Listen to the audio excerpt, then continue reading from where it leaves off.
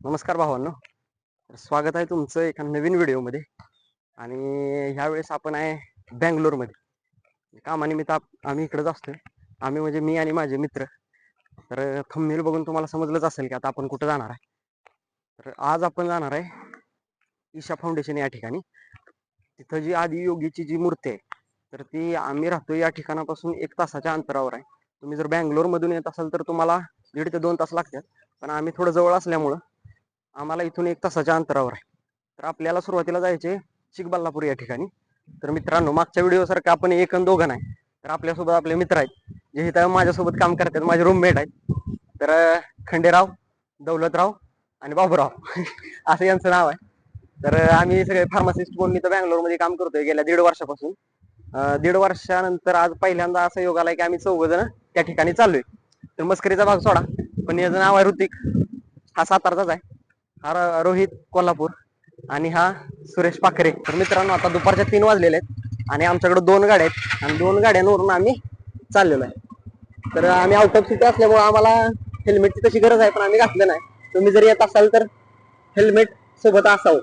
तर चला निघूया.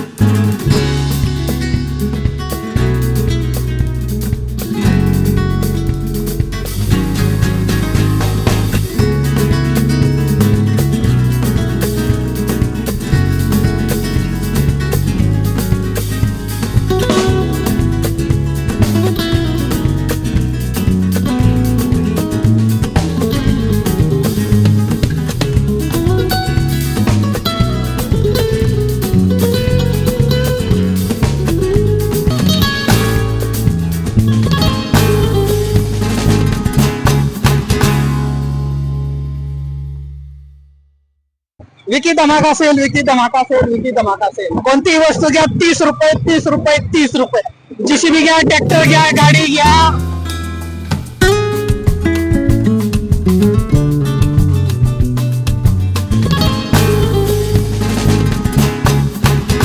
तुम्हाला जर इथे यायचं असेल तर सुरुवातीला तुम्हाला मॅजेस्टिकला जावं लागेल आणि मॅजेस्टिक वरून 5-5 मिनिटाला चिकबल्लापूरसाठी बसेस आहेत.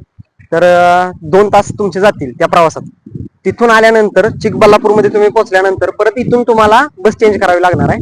जर तुमचं बजेट चांगलंच असलं तर मग तुम्ही रेंटवर बाईक सुद्धा घेऊ शकता, कारण बँगलोरमध्ये रेंटवर बाईक मिळतात एका दिवसासाठी.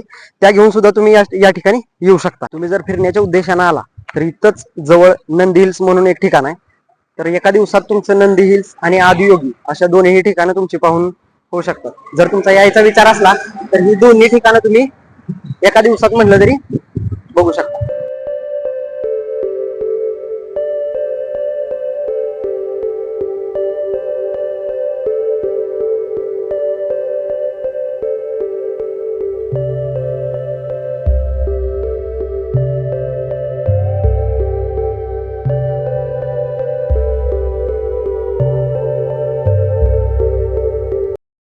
तर 1.5 तासाच्या प्रवासानंतर आम्ही इथं पोहोचलेलो आहे मित्रांनो.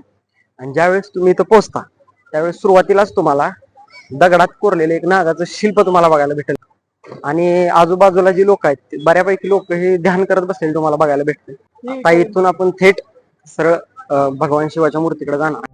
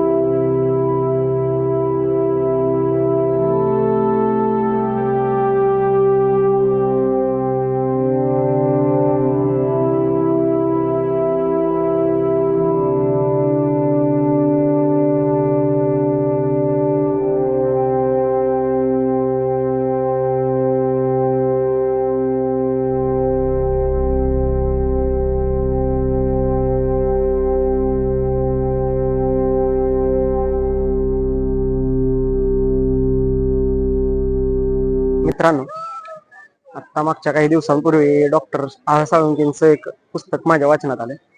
त्या पुस्तकात लिहिताना डॉक्टर आह साळुंके असं म्हणतात की जे ठिकाणं मी वयाच्या 21 ते 30 त्या दरम्यान फिरायला पाहिजे होती ती मी वयाच्या 50 नंतर फिरलो. आणि त्यानंतर मला असं जाणवलं की हे तर मी अगोदरच फिरायला पाहिजे होतं. निदान त्या गोष्टींच्या माहितीत आनंदात तरी पुढची कितीतरी वर्ष निघून गेली असती. तर जोपर्यंत आपले हातपाय धडधाकट आहेत आणि आपल्याकडे वेळ आहे तोपर्यंत ही असली आपली ठिकाणं आपल्याला बघितली पाहिजेत, जे की आपल्या संस्कृतीची वैशिष्ट्य मानली जाते. मित्रांनो, आस्तिक नास्तिकतेचा प्रश्नच उरत नाही. ज्या ठिकाणी तुम्हाला मनाला समाधान भेटतं त्या ठिकाणी आस्तिक नास्तिकतेचा प्रश्न संपतो. आम्ही इथं आल्यानंतर आम्हाला कळलं की बाहेरच्या देशाहून इथं या जागेला भेट द्यायला लोक आलेले आहेत आणि एवढ्या मोठ्या प्रमाणात इथं योग आणि साधना लोक करतात. मित्रांनो, आदियोगी ही मूर्ती ध्यान आणि योग अभ्यासासाठी बांधली गेलेली आहे. जी ध्यान आणि योगाचा जास्तीत जास्त प्रसार व्हावा हा त्याच्या मागचा उद्देश आहे. आणि आम्ही ज्यावेळेस इथं आलो त्यावेळेस खरंच बघून एवढं आश्चर्य वाटलं की बाहेरच्या देशातून लोक इथं येऊन ध्यान आणि साधना करत बसल्यात. आणि आजूबाजूला सगळी लोक ही प्रसन्न वातावरणात तुम्हाला बघायला भेटेल. या ठिकाणावर यायच्या अगोदर आम्हाला इंटरनेटवर आणि जी काही थोडीफार माहिती वाचायला भेटली त्यामधून आम्हाला असं समजलं की ही बँगलोर मधली जी मूर्ती आहे ईशा फाउंडेशन, ही मूर्ती ही तमिळनाडू मधल्या कोइंबतूर या ठिकाणी असलेल्या आदियोगीची प्रतिकृती आहे. म्हणजे इथली मूळ मूर्ती ही तमिळनाडूमध्ये कोइंबतूरमध्ये आढळती. ही पण मूर्ती 112 फूटच आहे आणि मूळ मूर्ती सुद्धा 112 फूट आहे, जी की तमिळनाडूमध्ये आहे. आणि 112 फूट का, जे की 112 चक्रांचं प्रतीक मानलं जातं आणि मानवीय प्रणालीमध्ये त्यांना ऊर्जा केंद्र मानलं जातं. त्यामुळे या मूर्तीची उंची तमिळनाडूमध्ये सुद्धा आणि कर्नाटकामध्ये सुद्धा 112 फूटच उंच आहे. मित्रांनो, ही मूर्ती ईशा फाउंडेशन अंतर्गत बांधलेली आहे आणि सद्गुरू जग्गी वासुदेव यांच्या नेतृत्वाखाली ही मूर्ती बांधलेली आहे. तमिळनाडूतली जी मूर्ती आहे ती 2017 साली बांधण्यात आली आणि त्यानंतर 2023 साली त्याचीच प्रतिकृती म्हणून कर्नाटकामध्ये चिकबल्लापूर या ठिकाणी ही दुसरी मूर्ती बांधली आहे. तर मित्रांनो, आम्ही रविवारी इथं आलोय आणि महाशिवरात्रीला जे लोक येऊ शकले नाहीत ती पण लोक आता आली, त्यामुळे गर्दी मोठ्या प्रमाणात आहे. शनिवार आणि रविवार मोठ्या प्रमाणात गर्दी इथं असते. तुम्ही जर बाकीच्या दिवशी आला तर उत्तमच. मित्रांनो, तुम्ही जर या ठिकाणी भेट द्यायला येत असाल तर सकाळी 6 ते संध्याकाळी 8 या दरम्यान या, कारण संध्याकाळी 8 नंतर इथं आत येण्यासाठी एंट्री दिली जात नाही. आणि संध्याकाळी 7 नंतर इथं लाईट शो सुरू होतो, तो मी तुम्हाला दाखवणारच आहे आता थोड्या वेळाने. आम्ही त्यासाठीच थांबलोय आणि त्यानंतर मग आपण बाकीच्या काही गोष्टी बघू शकतो.